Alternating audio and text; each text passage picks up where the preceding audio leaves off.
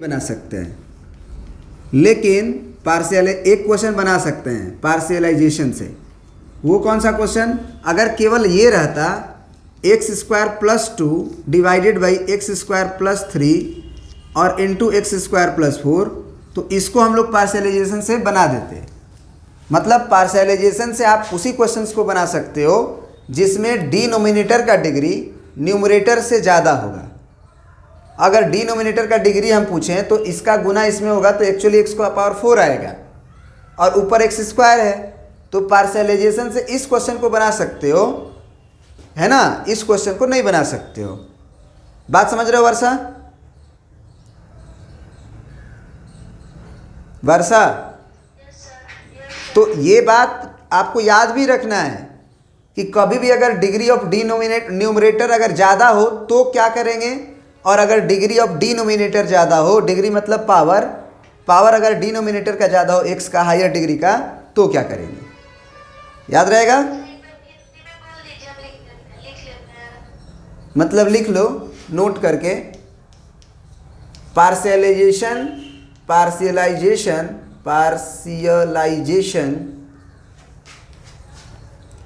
is used when degree of denominator is greater than degree of numerator। D ऊपर are मतलब denominator, नहीं तो पूरा लिख लीजिए डिनोमिनेटर और न्यूमरेटर मतलब NUM और फिर आर। कोई दिक्कत?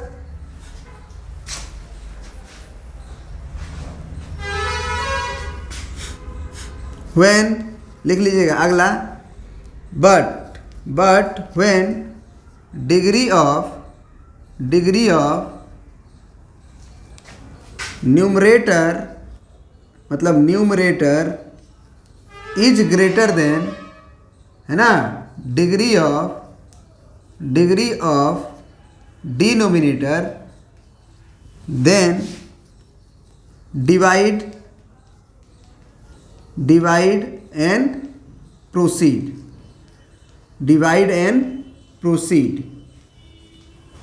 मतलब अगर डिग्री ऑफ न्यूमरेटर ज़्यादा हो तो आपको क्या करना है? डिवाइड करना है, मतलब इससे इसको भाग देना है और आगे बढ़ना है। समझ गए? मतलब भाग देते हो ना, वैसे भाग देना, आगे बढ़ जाना है। लेकिन अगर डिग्री ऑफ डिनोमिनेटर ज़्यादा हो तो भाग नहीं देंगे, तो अब क्या करेंगे? पार्शियलाइजेशन यूज करेंगे। पार्शियलाइजेशन में कैसे यूज करेंगे? इसी को अभी हम आपको बताएं कि आप इसको एक्स स्क्वायर को अपने मन में टी की तरह मतलब समझो। इंटीग्रेशन में ये मानना मत एक्स स्क्वायर बराबर टी मानना मत, पहले भी बोले हैं अभी भी बोल रहे हैं। 2x dx मत समझना कि 2x dx बराबर dt लिख देंगे, क्योंकि 2x dx मिलेगा ही नहीं। इसमें आपको बस मन में अपना समझना है कि एक्स स्क्वायर को अगर हम किसी तरह टी की तरह ट्रीट करें तो ये t+2 और डिवाइडेड बाई t+3 और t+4 के जैसा होता। तो अगर ऐसा होता तो पार्शियलाइजेशन में हमारे सर बताए हैं कि आप इसे a/t+3 लिख लीजिए और प्लस b/t+4 लिख लीजिए। अब तो बना लेंगे। इस वाले में a और b को हम निकाल सकते हैं कि नहीं? तो फॉर a पुट t बराबर -3, तो t बराबर -3 पुट करोगे तो a का वैल्यू कितना आ जाएगा? -3 + 2 -1, -3 इसमें नहीं कर सकते हैं, -3 इसमें करेंगे तो 1 आएगा, मतलब a का वैल्यू -1 आया। फॉर b क्या करेंगे? पुट t बराबर -4, तो -4 पुट करेंगे तो b बराबर क्या आएगा जरा बता दो? -4 + 2 -2 और डिवाइडेड बाई -4 +3 -1 होगा ना, मतलब +2 हो जाएगा। सही है ना?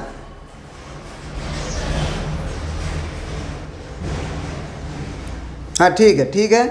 तो अब ये इंटीग्रेशन हो गया किस चीज़ का? इंटीग्रेशन ऑफ ए का वैल्यू -1 है तो -1/t+3 और b का वैल्यू 2 है तो plus 2 divided by t plus 4, मतलब कि t1 में जो सोचे थे वो अब लिखेंगे।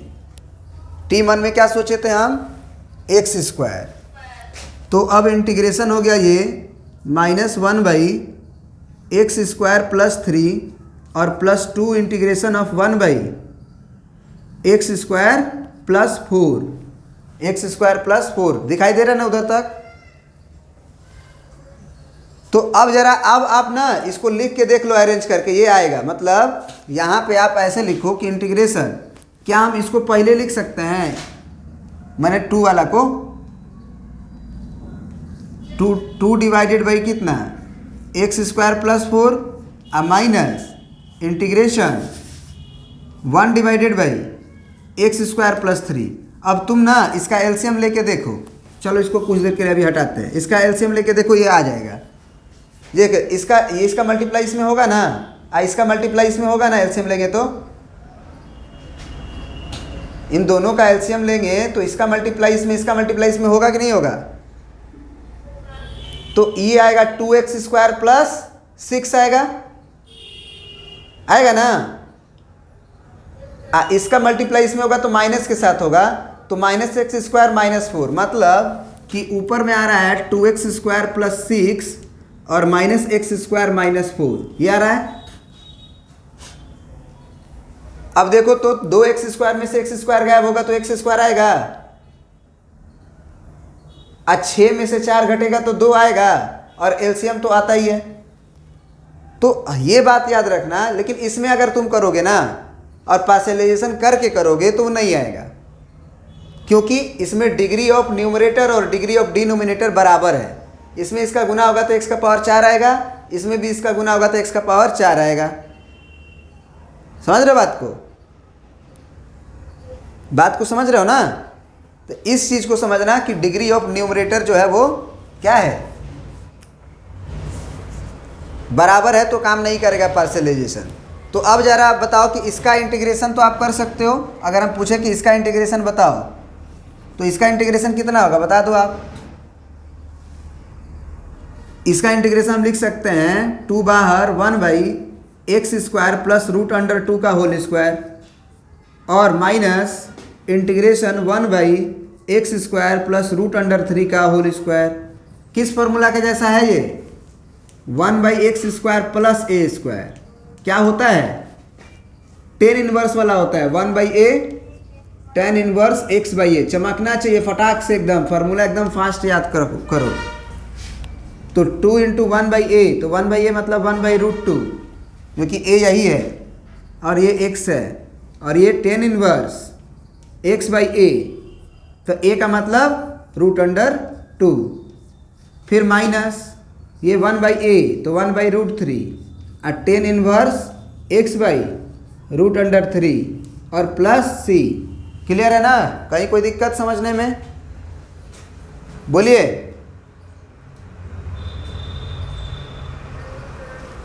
ठीक है, तो इसको प्रिंट कर लीजिए आप। अब इस क्वेश्चन को हम समझाते हैं कि इस क्वेश्चन को कैसे बनाएंगे जब दोनों बराबर होगा। तो हमने लिखवाया है but when degree of numerator is greater ही देन, नहीं ग्रेटर देन और इक्वल टू, दोनों, क्योंकि अभी तो बराबर है ना डिग्री ऑफ न्यूमरेटर और डिनोमिनेटर। तो अगर बराबर भी हो तो भी आप डिवाइड करें और आगे बढ़ जाएं।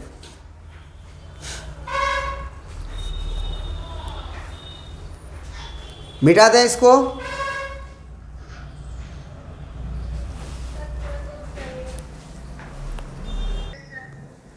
तो देखिए अब इस क्वेश्चन को हम लोग कैसे करेंगे ना, जब डिग्री ऑफ न्यूमरेटर और डिग्री ऑफ डिनोमिनेटर बराबर हो जाए या फिर न्यूमरेटर का डिग्री बड़ा हो जाए। तो अभी बराबर वाला देख लेते हैं, और बड़ा वाला तो आप खुद ही कर सकते हो डिवाइड करके, या फिर करा देंगे का क्वेश्चन देखेंगे। तो इसमें क्या करेंगे, सबसे पहले हम लोग इसको आप गुना कर दीजिए, दोनों को, ऊपर भी ऊपर और नीचे भी है ना, दोनों मल्टीप्लाई कर दीजिए। तो इंटीग्रेशन कितना हो जाएगा, ये x का पावर 4 प्लस 2x स्क्वायर और प्लस x स्क्वायर फिर प्लस 2 फिर x का पावर 4 प्लस 4x स्क्वायर, फिर प्लस 3x स्क्वायर प्लस 12।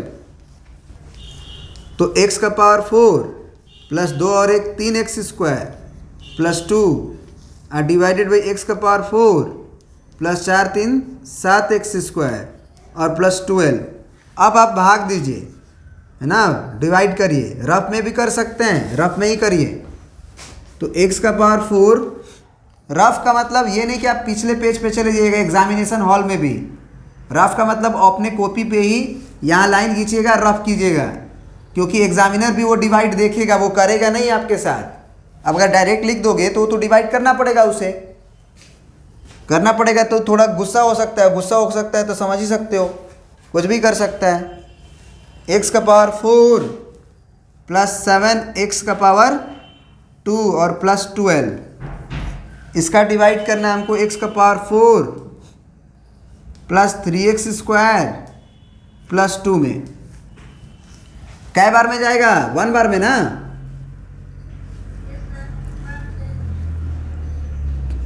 तो x का पावर 4 प्लस 7x स्क्वायर और प्लस 12,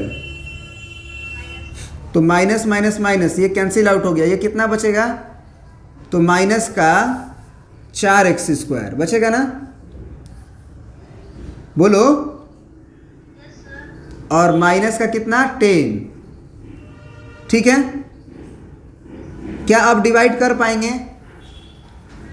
नहीं कर पाएंगे। तो अब देखो इसको लिखने का क्या तरीका होता है। मतलब ये क्वोशिएंट है तो आप क्वोशिएंट प्लस रिमाइंडर बाई ये जो डिवाइजर है उसको लिखते हैं,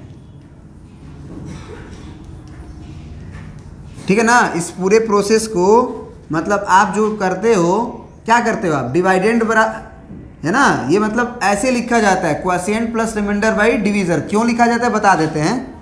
देखिए क्वोशिएंट कितना है? 1, तो 1 प्लस, अब रिमाइंडर कितना है? तो माइनस 4x स्क्वायर माइनस 10 और डिवाइडेड बाई x का power 4 plus 7x square plus 12। क्या ये आप जानते हो कि इसको ऐसे लिखा जा सकता है?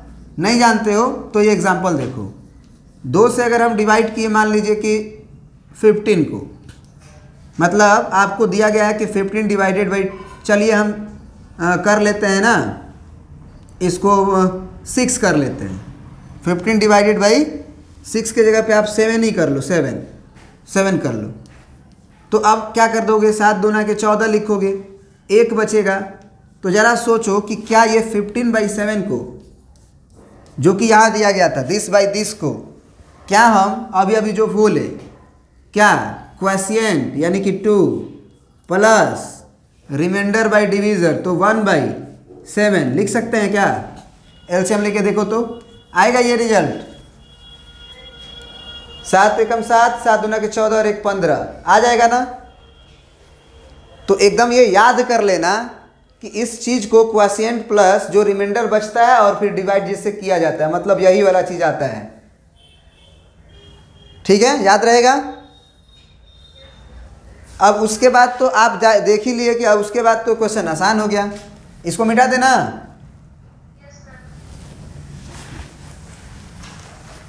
उसके बाद तो अब क्वेश्चन आसान हो गया ना। अब तो वो वाला चीज़ यूज कर सकते हैं ना, पार्शियलाइजेशन। इसका इंटीग्रेशन कितना हो जाएगा? क्या हम इस चीज़ को यहाँ लिख सकते हैं ऐसे, इंटीग्रेशन ऑफ 1 प्लस 1 के बाद हम माइनस कॉमन ले लेते हैं इसमें से, माइनस एक्चुअली कॉमन ले लेते हैं। तो माइनस का कॉमन लेंगे तो ये 4x स्क्वायर प्लस 10 हो जाएगा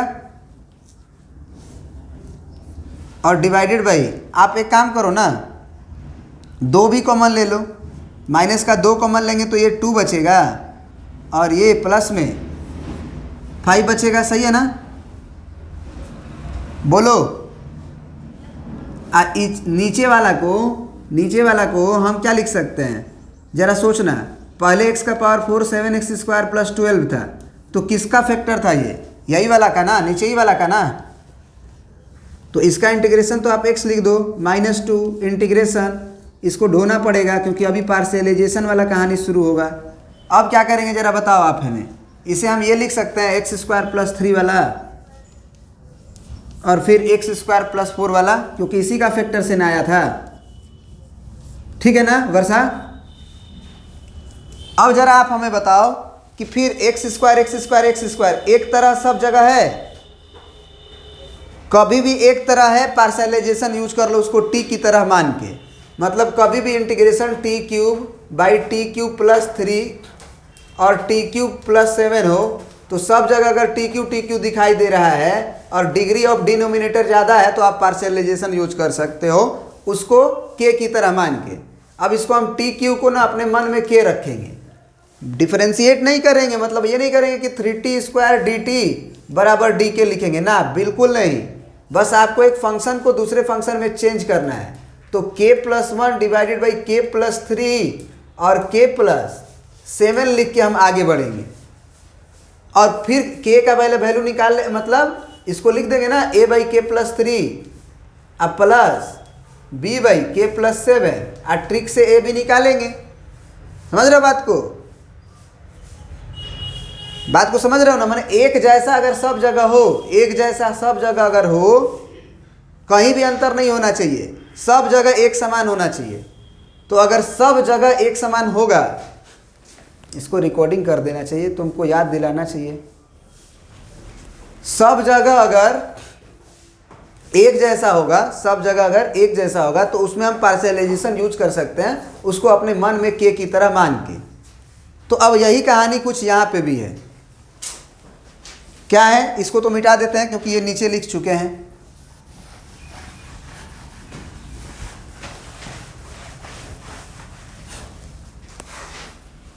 क्या करेंगे जरा बता दो आप हमको, जरा बता दो आप हमको। उसके बाद क्या करेंगे? उसका तो इंटीग्रेशन हो चुका था, x minus 2 times of integration और ये 2x square plus 5 divided by x square plus 3 और एक्स स्क्वायर प्लस 4। अब मन में क्या समझना है? मन में क्या समझना है कि x माइनस 2 इंटीग्रेशन, इसे को हम 2t plus 5 divided by t plus 3 और इंटू t प्लस 4 लिख सकते हैं। बगल में लिख देना लेट एक्स स्क्वायर बराबर t, एक्स स्क्वायर बराबर t। दिख रहा है ना बोर्ड? अब जरा बताओ, अब पार्शलाइजेशन में हम क्या करते हैं? x माइनस 2 तो रहेगा, इसको हम क्या लिखेंगे? a बाई टी प्लस 3 और plus b by T plus 4। a और b को हम ट्रिक से पता कर सकते हैं, इंटीग्रेशन लिख के रहना, ये इंटीग्रेशन लिख के रहना। a को क्या लिखेंगे? तो डायरेक्ट अब a लिखते हैं, अब पुट वाला कहानी छोड़ देते हैं, है ना? क्या या लिख देते हैं पुट t बराबर -3 फॉर a। तो a बराबर क्या हो जाएगा बताओ? किस में पुट करोगे? इसी में करना, ये 2 में भी नहीं, ये 2 को लिखे हुए हो तुम, तो t में 2 मतलब पुट करना सॉरी। तो ये 2 लिखे हुए तो रहने देना, अब इसमें पुट करो तो कितना था? -3, तो -6 और प्लस 1 -1। इसमें पुट नहीं कर सकते हैं, इसमें करेंगे तो आपका 1 आएगा। ठीक है ना? तो ये वैल्यू आ गया 1। अब पुट सॉरी, हाँ सही, thank you. T put t बराबर -4 फॉर b। तो b बराबर क्या लिखेंगे? -4 अगर पुट करेंगे तो 4 दूना के 8 में से 5 गया 3, -3 होगा। इसमें अगर हम -4 पुट करेंगे तो -1 होगा, इसमें कर नहीं सकते हैं, मतलब 3 होगा। ठीक है यहाँ तक? तो यहाँ के बाद हम ये लिखेंगे कि x minus 2 times of integration, इसी चीज को आप लिखेंगे a बाई टी प्लस 3 मतलब -1 बाई,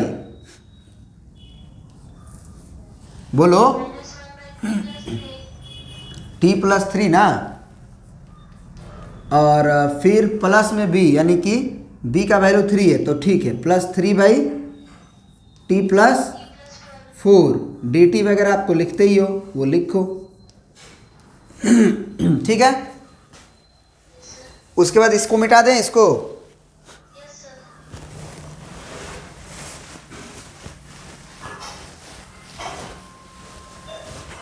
अब ज़रा आप हमें बताओ कि ये कितना हो जाएगा।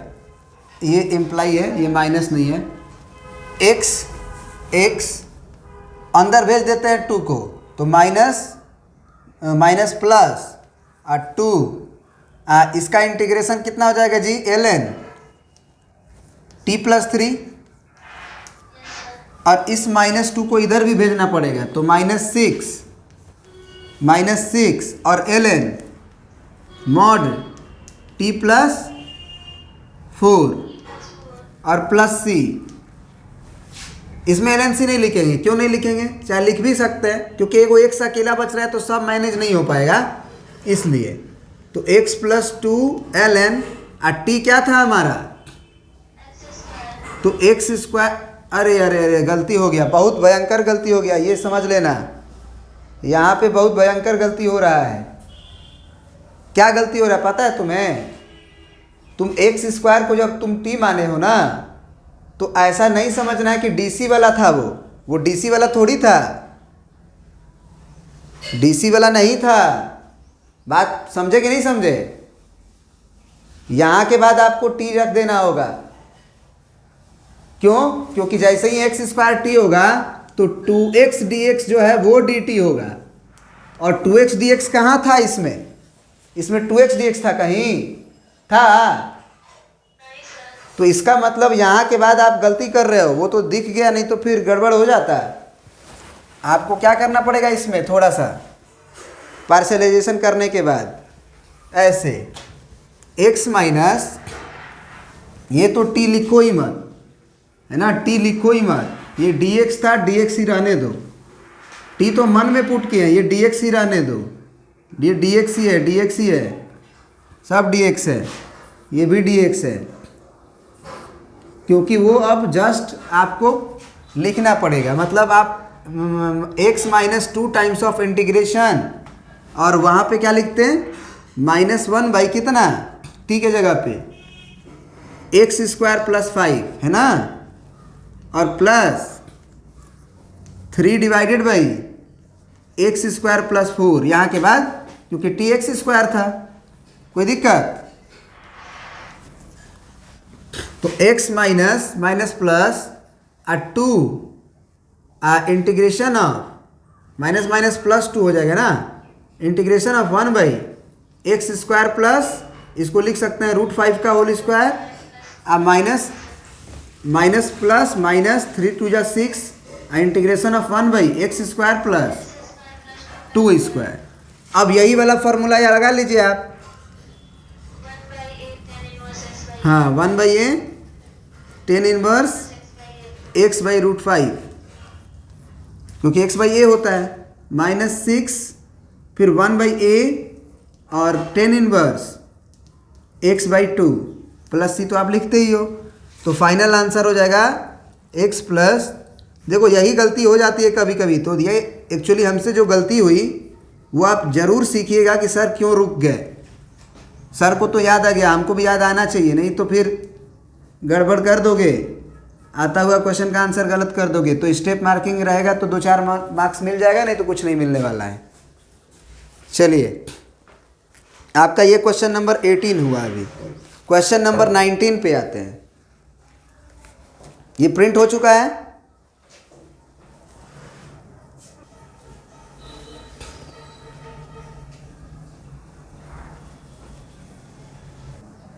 यही क्वेश्चन है ना आपका, integration of 2x upon x² + 1 into x² + 3। क्या यहाँ पे सब जगह x² है कि कहीं x भी आ चुका है? सब जगह x² नहीं ना है। वर्षा सुन पा रही हो? क्या सब जगह x² है? तो पार्शलाइजेशन काम नहीं करेगा। पार्शलाइजेशन में सब जगह x² होगा, और ऊपर का डिग्री कम होगा, नीचे का डिग्री ज़्यादा होगा, तो काम करता है। तो ये क्वेश्चन उससे भी आसान है, पार्शलाइजेशन से भी आसान है। क्यों? क्योंकि हम जानते हैं कि x² रहता है तो उसका DC 2x होता है कि नहीं होता है? तो डायरेक्ट आप पुट कर दो इसमें x² = t, और DC वाला से करो, मतलब 2x डी एक्स बराबर डी टी। अब साफ 2x dx के जगह पे, ये पूरे के जगह पे हम कर सकते हैं डी टी, और नीचे एक्स स्क्वायर प्लस वन मतलब टी प्लस वन, और ये टी प्लस थ्री। अब हम बोले थे कि अगर केवल वन हो तो वन को कभी भी इन दोनों के डिफरेंस से जनरेट करने का कोशिश कर लेना, जल्दी हो जाता है। जरा सोचो कि टी प्लस थ्री ऊपर अगर हम लिख दें ऐसे, क्योंकि हमको टी नहीं लाना है, तो टी नहीं लाना है तो डिफरेंस करना ही पड़ेगा। टी नहीं लाना है तो इन दोनों को ही यूज करके डिफरेंस जनरेट करना है अगर, तो टी प्लस थ्री और माइनस टी प्लस वन लिखेंगे। उससे क्या आ जाएगा ऊपर, जरा सोचो ऊपर क्या आ जाएगा, क्या आएगा ऊपर? तो 1/2 कर लेते हैं ना, क्या दिक्कत है? नहीं समझ में आया? हो गया। तो ये पार्शियलाइजेशन से कर सकते हैं actually, a by T plus one B by T plus three से, वो आप कर लेना, डिफरेंस मेथड से हम आपको समझा दिए है ना। तो 1/2 और बारी बारी से डिस्ट्रीब्यूट करो डिवीजन को, तो इसमें जब इसको डिस्ट्रीब्यूट करेंगे तो इससे ये कट जाएगा, बचेगा ये integration of 1/t plus one, ये ब्रैकेट दोनों में देना क्योंकि 1/2 पूरे में कॉमन है। फिर माइनस, इसमें इसका डिवीज़न करेंगे, दोनों का डिस्ट्रीब्यूट करते हैं ना डिवीज़न को, तो t प्लस वन कटेगा, तो इंटीग्रेशन 1/t प्लस थ्री होगा। समझे कि नहीं समझे, ये बताओ। अब जो है आप इसका इंटीग्रेशन कर लो, 1/2 बाहर, 1/2 बाहर, और इसका इंटीग्रेशन हो जाएगा ln mod t plus one लिखना ln के अंदर, minus ln mod t plus three, और प्लस c लिखते ही है। अब ये कितना हो जाएगा 1/2 ln, इसको ln c कर लो क्योंकि सारा अगर ln में है तो ln c कर लो। ये कितना आएगा जरा बताओ, इसको 1/2 ln c करोगे और ज़्यादा बेहतर है, मतलब आंसर को मैच कराने का सब तरीका बता रहे हैं। कभी कभी मैच नहीं करता है इससे, तो आप 1/2 ln c लिख लो। क्यों 1/2 ln c लिखे? क्योंकि 1/2 ln c भी एक कांस्टेंट ही है, आप c के जगह पे इसको भी यूज कर सकते हो। तो अब जो है कि 1/2 सब में कॉमन हो जाएगा, और ln a माइनस बी और प्लस ln c होगा, तो ln a बाई बी और इंटू सी। बुझ रहे हो कि नहीं बुझ रहे हो? ये चीज समझना है आपको। t के जगह पे आप पुट कर दो एक्स स्क्वायर, तो ये 1/2 और अंदर के अंदर ln कितना, x square plus one, x square plus three, और इंटू सी। हाँ, अगर ये 1/2 को भेजना चाहते हो तो एक स्टेप में हम ये भी कर सकते हैं, ln अंडर रूट ऑफ कितना, x square plus one divided by x square plus three. होगा कि नहीं होगा जरा बताओ? इंटू सी कहोगे कैसे, तो हम कहेंगे 1/2 बाहर कैसे आया होगा, पावर में हुआ होगा तभी ना, क्योंकि ln के अंदर अगर पावर 1/2 रहे तो 1/2 बाहर होता है, तो 1/2 जब अंदर करेंगे तो इसी को ना अंडर रूट बोलते हैं। ये चीज़ समझ जाइए, मतलब आंसर अगर मैच नहीं करे तब ये सब प्रोसीजर कर सकते हैं, इसलिए बता रहे हैं। क्योंकि कभी एग्जाम में आपका आंसर अगर ऑप्शनल क्वेश्चन हो, ऑब्जेक्टिव क्वेश्चन हो, तो मैच नहीं करा पाओगे। सब्जेक्टिव हो तो आप यहीं पे आंसर छोड़ दो, यहीं पे आंसर छोड़ दो। चलिए, और भी कोई क्वेश्चन में दिक्कत है? जैसे क्वेश्चन नंबर 20 है, तुमको देखने में वो बहुत अजीब लग रहा होगा लेकिन बहुत आसान है।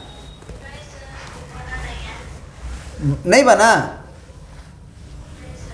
अरे देखने में बस वो अजीब लग रहा है। क्वेश्चन नंबर 20 देखो ना, ये इंटीग्रेशन है 1/x है और बगल में x का पावर 4 माइनस 1 है, dx है। अब इसको तो जानते हो ना कि x का पावर 4 माइनस 1 को फैक्टराइज किया जा सकता है a square minus B square के फार्मूला से। तो x स्क्वायर का स्क्वायर लिख दो और माइनस 1 का स्क्वायर लिख दो। अब इसे a की तरह ट्रीट करो, a square minus B square के फार्मूला पे तोड़ो, तो 1/x आइए कितना हो जाएगा बताओ, a स्क्वायर प्लस 1 होगा, मतलब a प्लस बी हुआ और a माइनस बी हुआ। फिर फर्दर इसमें अब प्रोसीड नहीं हो सकता है, फैक्टराइज नहीं हो सकता है, लेकिन ये तो हो सकता है। तो 1/x into x square plus 1 रहने देंगे, इसका फैक्टराइजेशन x प्लस 1 और x माइनस 1 होगा।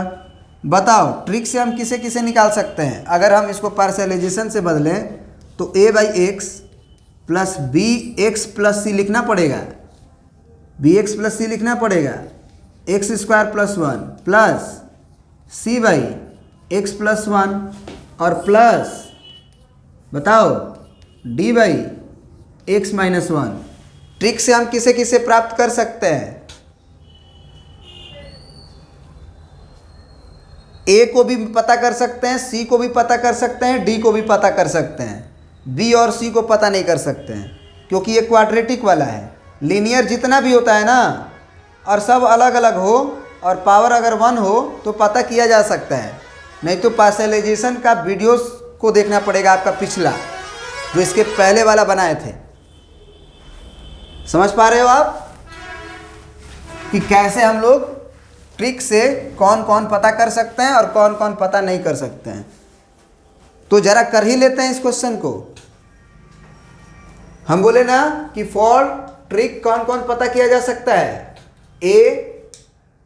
सॉरी गलती हुआ है, bx प्लस सी हो चुका है तो यहाँ d लिखिए और यहाँ पे आप e लिखिए, क्योंकि वो मैच कर जाएगा ना, यहाँ भी c है यहाँ भी c है।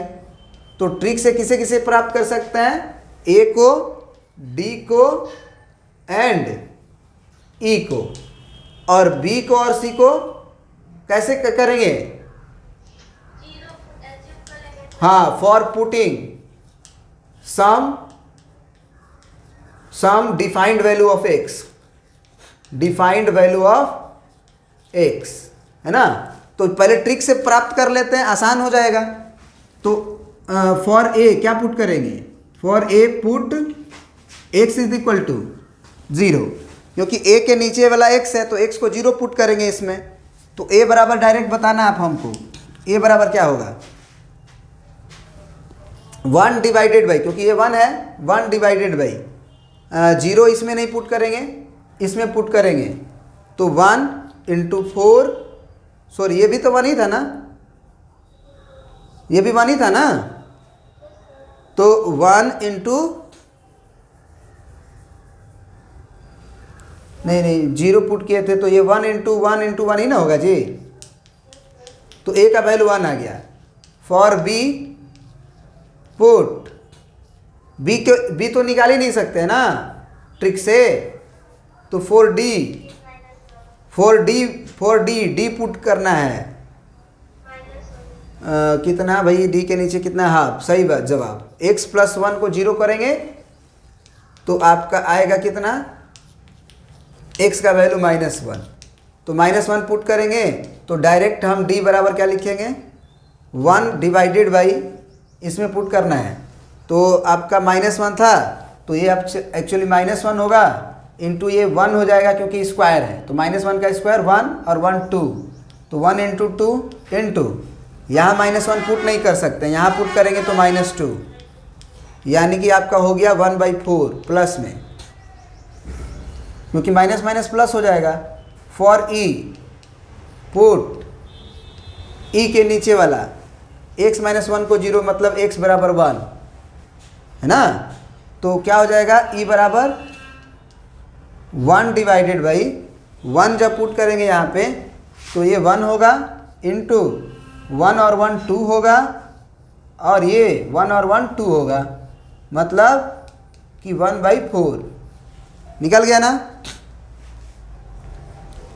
निकल गया कि नहीं?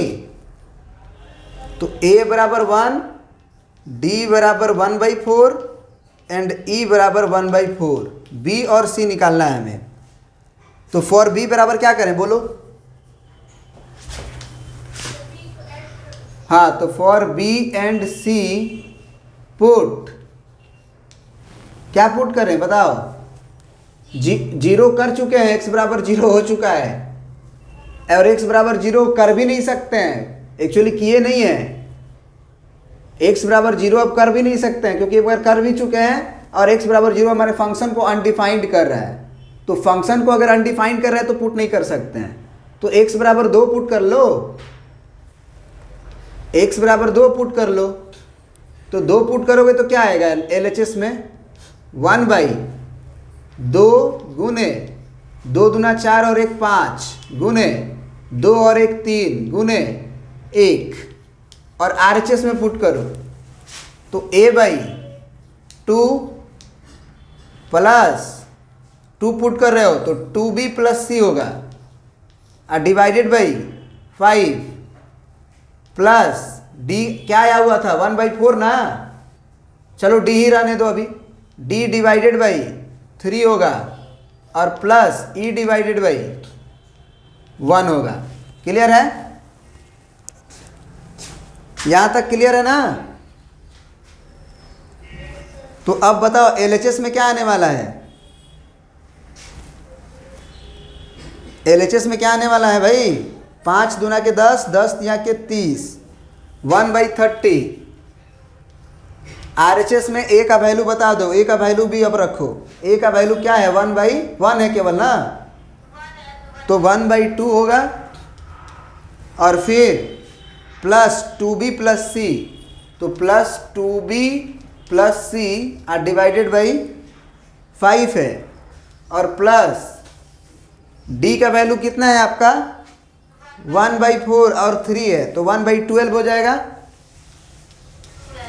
और फिर प्लस E है तो E का वैल्यू 1/4 है तो प्लस 1/4। तो अब जो है आप ये काम कर लो कि 1/30 minus 1/2 minus 1/12 minus 1/4 is equal to 2B plus C divided by 5। Clear है? एलसीएम लीजिए तो आप 12 का टेबल पढ़िए, 12 दूना 24, 12 तिया 36, 12 पाँचे 60, 60 एलसीएम होगा इसका। 30 दूना 60 तो 2 होगा माइनस 30 होगा फिर माइनस 5 होगा, बोलिए होगा 5 और माइनस क्या होगा आगे 15 चौके 60 होता है तो 15 होगा is equal to 2B plus C divided by 5। तो 5 से काटो इसको, 12 पाँचे 60 होता है। ऊपर का कैलकुलेशन बताओ तो कितना होगा 15 और 5 20 और 30 50, 50 में से 2 गया 48 माइनस 48 और by 12 is equal to 2B plus C। 12 चौके 48 होगा यानी कि 2B और प्लस C का वैल्यू -4 आया। तो एक B और C में एक इक्वेशन आया ना, बोलिए B और C में एक इक्वेशन आया कि नहीं आया? और एक वैल्यू पुट करना पड़ेगा आपका। अब आप क्या लो पुट x का वैल्यू -2, इसको मिटा सकते हैं क्योंकि हमको तो बस इसी का ना जरूरत है, इसी का ना इंटीग्रेशन अभी करना है। इसको इक्वेशन नंबर 1 मानेंगे। A का B का C का D का E का वैल्यू रखेंगे तो आंसर आ जाएगा। नहीं तो एक काम करते हैं इधर वाला मिटा देते हैं, A और B और E तो लिख ही चुके हैं, हमको A D E का वैल्यू पता हो ही चुका है ना, समझ रहे बात को? तो इस A और D को रहने देते हैं।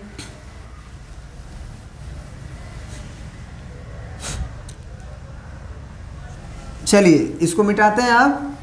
तो अब जरा बताइए कि अब क्या करेंगे, put x is equal to -2, तो -2 पुट करेंगे LHS में तो क्या आएगा 1/-2 और ये -2 का स्क्वायर 2 दूना 4 ही होगा और 1 5 फिर इनटू -2 प्लस 1 -1 फिर -2 -1 -3। क्लियर है? यहाँ पे बताइए A डिवाइडेड बाई x का वैल्यू आप -2 पुट कर रहे हैं तो -2 प्लस सॉरी x का वैल्यू ना -2 था तो ये -2b प्लस C और डिवाइडेड बाई ये हो जाएगा -2 प्लस 5 ही होगा और फिर plus D divided by -2 + 1 -1, sorry ये मिटाना नहीं है हमें, ये मिटाना नहीं है भूल के भी, और प्लस ई डिवाइडेड बाई कितना -3। तो अब ये कैलकुलेशन बताइए तो आप 1 बाई -3 गए तो माइनस आएगा, 5 या 15 दूना 30 होगा, और इज इक्वल टू ए का वैल्यू क्या आया था 1, तो 1 यानी कि -1/2 होगा ये, और प्लस ये -2 भी क्यों आया था, क्योंकि x का वैल्यू -2 था, सही है। तो फिर प्लस का ऐसे, और इसको हम c-2 भी लिख सकते हैं डिवाइडेड बाई 5, और प्लस d का वैल्यू हमारा कितना है 1/4, तो ये माइनस है, तो ये -1/4 होगा, और e का वैल्यू कितना है 1/4, तो माइनस में कितना होगा जी 1/12। अब जो है सबको एक साथ करते हैं, तो -1/30 प्लस 1/2 प्लस 1/4 और प्लस 1/12 इज इक्वल टू कितना होगा c-2b/5। इसका एलसीएम फिर से 60 ही होगा, तो 30 दूना के 60, तो -2 प्लस ये 30 प्लस 15 चौके 60, तो 15 और 12 5 60 यानी कि 5 इज इक्वल टू c-2b/5। तो बताओ ये 30 और ये 20 कितना हुआ 48/60 आएगा। हाँ ये 5 से काट दो, 12 5 60 होता है ना जी, सही है ना। तो ये आपका 12 हो गया, और इज इक्वल टू c-2b, 12 चौके 48, तो एक आया c-2b इज इक्वल टू 4। अब जरा बताइए दो इक्वेशन, दो अननोन, वहाँ से देखिए ये है आपका 2b प्लस c, यहाँ से c का वैल्यू बता दो क्या होगा -4 और -2 भी होगा। c का वैल्यू यहाँ रख दें, तो c का वैल्यू यहाँ रखेंगे तो क्या होगा -4 और -2b, और यहाँ से पहले से -2b इज इक्वल टू 4। तो यहाँ से कितना आएगा जी -4 इधर करेंगे तो 0 हो जाएगा ना, -8 होगा, और 2b उधर भेजे तो 4b होगा। तो b का वैल्यू हमको लग रहा है -1/2 होगा। सही है क्या हम? अरे सही है। और वहाँ पे c का वैल्यू देखो डायरेक्ट नजर आ रहा है, तो c बराबर कितना -4 और -2b, तो 2b करेंगे माइनस में तो +1 हो जाएगा ना, बोलो हो जाएगा कि नहीं हो जाएगा? क्योंकि ये -1/2 है और ये -2 है, तो कट के +1 होगा, तो c का वैल्यू आपका क्या आ गया -3। तो इसका मतलब a b e का वैल्यू निकला था, b का वैल्यू अभी अभी आया कितना -1/2, और c का भी वैल्यू आ गया हमारा -3। अब इंटीग्रेशन जो करना है यही था, इसमें वैल्यू पुट करके इंटीग्रेशन कर देंगे, ठीक है ना। क्या हम ये जो वैल्यू निकाले हैं वो मिटा सकते हैं? वो आप खुद कर सकते हो। आप डायरेक्ट लिख लो कि a का वैल्यू ये आएगा, b का ये आएगा, c का ये आएगा, d का ये आएगा, e का ये आएगा, है ना। आप लिख लो, क्योंकि ये आप कैलकुलेशन कर सकते हो, है ना।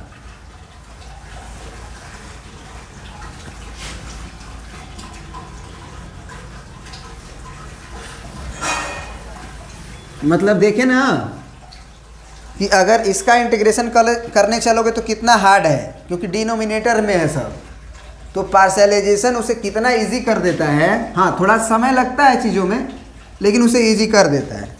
इंटीग्रेशन a/x का है, तो a का वैल्यू 1 है, तो 1/x, फिर प्लस bx प्लस c है, तो b का वैल्यू कितना है सब लिखिए, प्लस b का वैल्यू है -1/2, तो -1/2x, अब प्लस c का वैल्यू, तो प्लस c का वैल्यू है -3, तो -3, और डिवाइडेड बाई x² + 1, ठीक है।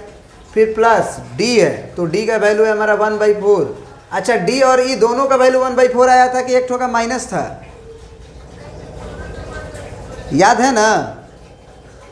ठीक है, याद है तो ठीक है, नहीं तो आप एक बार जरूर देख लेना। 1/4 और ये x+1 क्या? b का वैल्यू -1/2।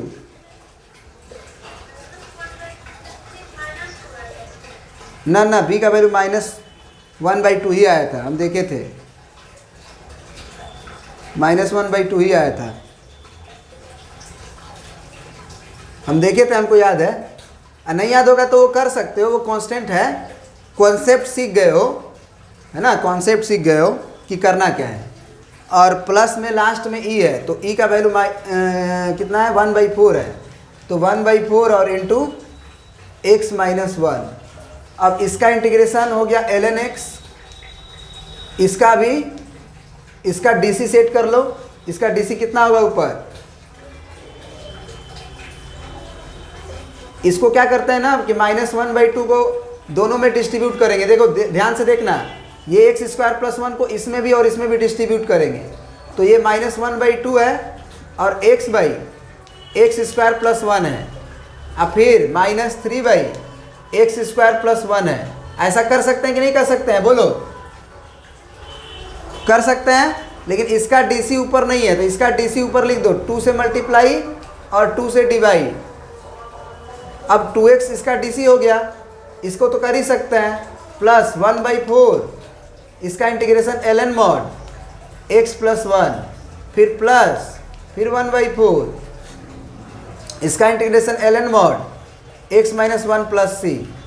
तो ये कितना हो जाएगा? ये ln x -1/4 अब 1 फंक्शन, देखो x² + 1 को अगर t मानोगे तो 2x dx उसका DC है, तो ये ln mod x² + 1 हो जाएगा, है ना। x² + 1 को आप कुछ देर के लिए t मान के देखो, अलग से इंटीग्रेशन ये मान लो करना है, तो x² + 1 को अगर आप t मानोगे तो 2x dx जो है वो डायरेक्ट दिखाई देगा dt, तो 2x dx अगर dt दिखाई दे दिया तो ऊपर dt हो गया और नीचे t हो गया, तो इसका इंटीग्रेशन ln t होगा ना।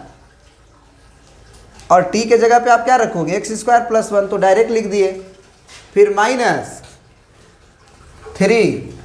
-3 कितना जी?